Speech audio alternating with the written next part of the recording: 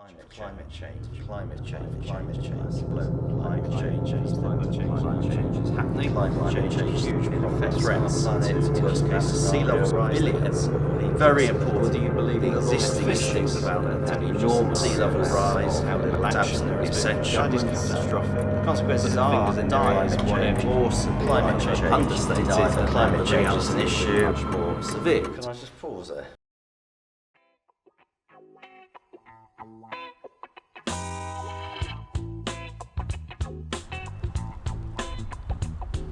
Historically, the University of Hertfordshire has a fantastic reputation for its work in the aerospace industry. My work's a little bit different, but it's helped people learn more about one of the key indicators of climate change.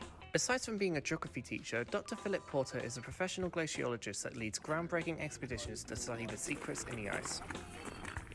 I do a lot of public talks every year, as well as teaching here at the university every day, and I spend a lot of my time dispelling myths and misconceptions about climate change, about glaciers.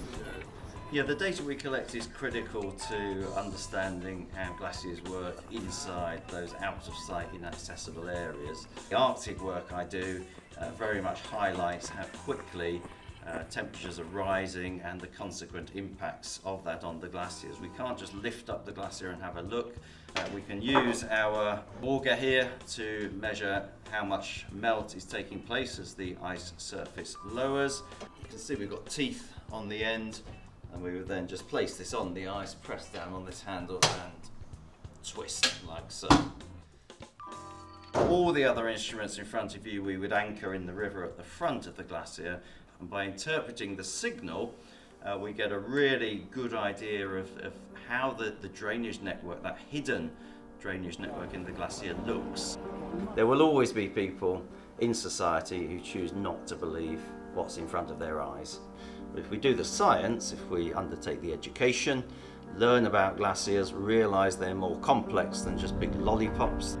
Now, in terms of the consequences are grim. If you look at some of the more pessimistic temperature scenarios at the end of the century, life on Earth and society on Earth as we live it now is simply not going to be possible.